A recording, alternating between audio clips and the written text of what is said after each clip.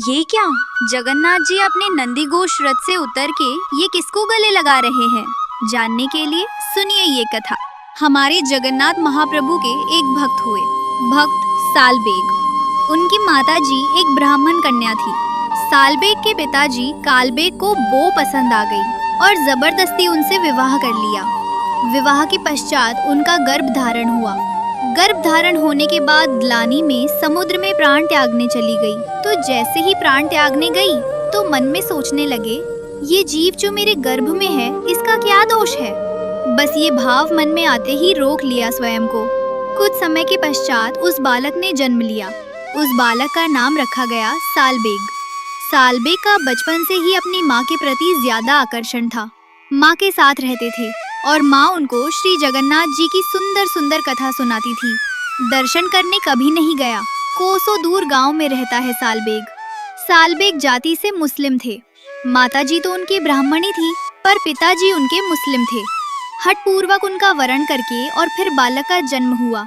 सालबेग बचपन से ही कोई भी बात होती थी तो जगन्नाथ जी कह के चिल्लाते थे। तो जगन्नाथ जी के बारे में उनकी माताजी सुनाती रहती थी। जगन्नाथ जी के ऐसे बड़े बड़े नेत्र हैं। तुझे पता है ऐसे बड़े नेत्र क्यों उनके? सालबेग कहता, क्यों? बोले, इतनी भीड़ होती है मंदिर में, सब लोग उनको देख नहीं पाते, इसलिए ठाकुर जी के बड़े बड़े नेत्र। बोले, तुम मुझे मत देख पाओ, मैं तो तुम सबको देख रहा हूँ। सालबेग कथा सुनता, पर जैसे जैसे थोड़ी आयु बढ़ने लगी, सालबेग अब कहता, माँ आप केवल कथा सुनाती हो मुझे, जगन्नाथ जी से मिलाओगी कब? मैं जगन्नाथ जी के पास जाऊंगा कब? इस प्रश्न का कोई उत्तर नहीं था माँ के पास। कैसे जाए? पिता बड़ा निष्ठुर है, मारेगा, हत्या कर देगा दोनों की। लेकिन माताजी सालबेग को कुछ कहते नहीं थे। एक दिन सालबेग अपनी माँ के साथ छत पर बैठे थे और तभी गांव के लोग बैलगाड़ियों में जा रहे थे। सालबेग ने पूछा, माँ ये सब लोग कहाँ जा रहे हैं? माँ ने कहा, अरे सुंदर तिथि आ रही है। श्री जगन्नाथ जी, बलभद्र जी और सुभद्रा जी तीनों रथ में आरूढ़ होंगे और श्री मंदिर से चल कर के वो रथ 2-3 दिन का समय लगा के गुंडीचा मंदिर पहुँचेगा। ठाकुर जी पूरे विश्व के जगन्नाथ है ना, सबको दर्शन देने के लिए बाहर आते हैं। ऐसे उछल उछल करके ठाकुर जी सीढ़ियों से नीचे आते हैं, पंडाओं के कंधे पर हाथ रख के, और भगवान फिर रथ में विराजमान होते हैं। इतने लोग खींचते हैं, लाखों की तादाद में भीड़ आती है। सब बातें मैया बताने लगी। बोले, वहीं सब दर्शन करने जा रहे हैं। सालबेग पीछे पड़ गए। बोले, माँ मुझे भी जाना है, मुझे भी जाना है, मैं देखना चाहता हूँ। माँ आपने सब कुछ बताया मुझे, उनकी रसोई कैसे बनती है, उनका श्रृंगार कैसे होता है, उनकी आराधना कैसे होती, उनका मंदिर कैसा है। अरे मुझे तो ये भी पता है जगन्नाथपुरी में कौन कौन सी गलियाँ हैं। आपने सब मुझे बताया, पर मैं प्रत्यक्ष नहीं देख पाया हूँ माँ, मुझे देखना है उनको। माँ ने समझाया। बोले, मेरे चाहने से तू जगन्नाथ जी को नहीं देख पाएगा, अब तो तेरे पास एक ही उपाय है। बोले, क्या? तू जगन्नाथ जी से ही प्रार्थना कर कि वो तुझे अपना दर्शन दे। तब भक्त सालबेग उस दिशा की ओर देखता है जहाँ श्री मंदिर विद्यमान है और आर्त क्रंदन करते हुए एक उड़िया भाषा में पद गाता है। सालबेग कहता है, अरे नीलाचल पर्वत के मतवाले हाथी जगन्नाथ, नीलाचल पर्वत पर आप विराजते हो और मतवाला हाथी क्यों कह रहे हैं? बोले, क्योंकि जब आप मंदिर से उतर करके नीचे रथ की ओर आते हो उस समय आपकी चाल गजगामिनी होती है। सालबेग कहता है, मेरे हृदय रूपी सरोवर में आपके दर्शन रूपी उस कमल को आकर के अपने सूंड से पकड़ करके उसका भेदन कर दीजिए नाथ। सबको दर्शन देते हो आप, जगन्नाथ कहलाए जाते हो, मुझ पर कृपा नहीं करोगे? अच्छा, शायद इसलिए कृपा नहीं कर रहे क्योंकि मैं एक मुस्लिम का बेटा हूँ। नाथ ये भेद दृष्टि आपके अंदर नहीं। आप अगर ये सोच करके नहीं आ रहे कि मैं एक मुस्लिम का बालक हूँ। नाथ आप तो वो हैं जो इंसान नहीं था, गजेंद्र। उस गजेंद्र को जब ग्राह ने पकड़ लिया तो आप गए उसकी रक्षा करने के लिए और जाकर के आपने अपने सुदर्शन चक्र से उस ग्राह का भेदन करके उस गज के सूंड को पकड़ के आपने बाहर कर लिया। नाथ मैं भी आपको पुकार रहा हूँ, आइए ना, मुझको यहाँ से ले जाइए, मुझे आपको देखना है, और कोई मेरी इच्छा नहीं है प्रभु। सालबेग तो अपने घर की छत पर खड़ा खड़ा गा रहा है। जिस दिशा में जगन्नाथपुरी है उस दिशा में देख के गा रहा है। श्री जगन्नाथ जी पूरे वर्ष में सबसे ज्यादा प्रसन्न उस दिन होते हैं जिस दिन वो रथ पर विराजमान होते हैं। ठाकुर जी को बहुत सुख मिलता है उस दिन। लेकिन आज जगन्नाथ जी प्रसन्न नहीं हैं। बलभद्र जी का रथ चल दिया, सुभद्रा जी का रथ चलने लगा और जैसे ही नंदी घोष रथ को लाखों लोगों ने रस्सी पकड़ करके उस रथ को खींचना प्रारंभ किया, रथ एक पत्थर की भांति स्तब्ध हो गया।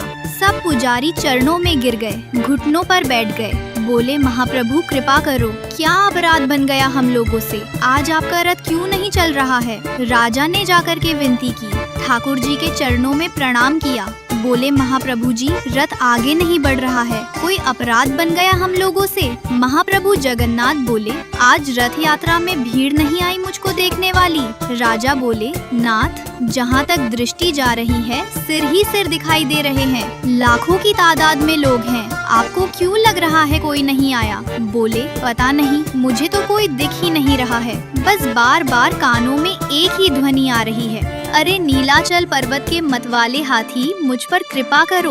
तब श्री जगन्नाथ जी कहते हैं मुझे आज कोई नहीं दिख रहा है, मुझको केवल मेरा एक वैष्णव भक्त दिख रहा है, जब तक वो नहीं आएगा मेरा रथ आगे नहीं बढ़ेगा।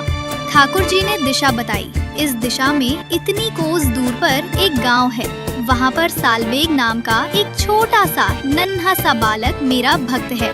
वो करुण क्रंदन करते हुए मुझे पुकार रहा है, उसको ले आओ, जब तक वो नहीं आएगा मेरा रथ आगे नहीं बढ़ेगा।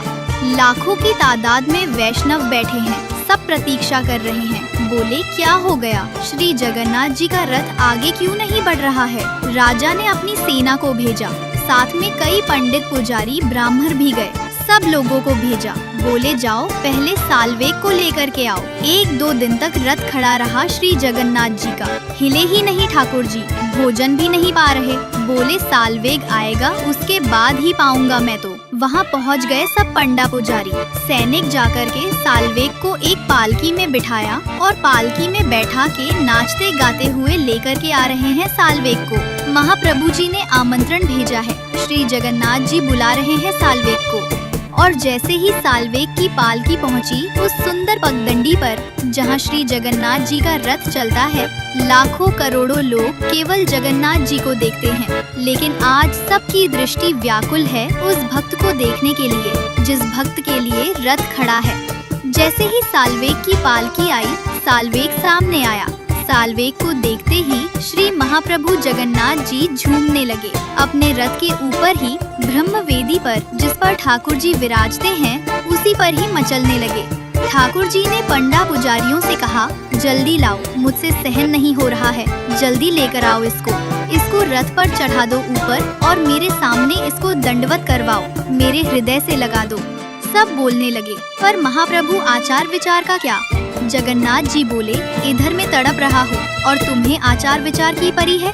अरे छोड़ो आचार विचार, बुलाओ उसको ऊपर, ले आओ मेरे सामने। सालवेग चारों तरफ लाखों लोगों को देखे उस सुंदर श्री मंदिर का दर्शन करता है। सालवेग ने अपनी माँ से जो जो भाव सुना था सब भावों को पहली बार देख रहा है। जगन्नाथपुरी नंदी घोष रथ का दर्शन किया, प्रणाम करके जैसे ही ऊपर चढ़ने लगा नंदी घोष रथ पर, ज्यों-ज्यों ऊपर चढ़ रहा है सालवेग, त्यों-त्यों ठाकुर जी की छवि उसके सामने प्रकट हो रही है। और जैसे ही पूर्ण ब्रह्म श्री जगन्नाथ जी के पूर्ण विग्रह का दर्शन किया सालवेग ने, यहाँ सालवेग के नेत्र सजल है, सामने श्री जगन्नाथ जी के नेत्रों से आंसू गिर रहे हैं। मानो आज सबको लगा हो कि श्री जगन्नाथ जी की भुजाएं सदा खड़ी और खुली इसलिए रहती हैं क्योंकि उनको प्रतीक्षा है कि एक दिन सालवेग आएगा और मेरे हृदय से लगेगा। सालवेग ने दौड़ के महाप्रभु जी को अपने हृदय से लगा लिया। ये दृश्य देख करके पूरा जगन्नाथपुरी उस दिन भावावेश में चला गया। ठाकुर जी को हृदय से लगा करके खूब रोया सालवेग और हृदय से लगाने के बाद जैसे ही दंडवत किया, दंडवत करने के बाद सालवेग फिर कभी नहीं उठे, चरणों में ही रह गए श्री महाप्रभु जी के। ऐसे हमारे श्री जगन्नाथ महाप्रभु। बोलो भक्त वत्सल भगवान की जय।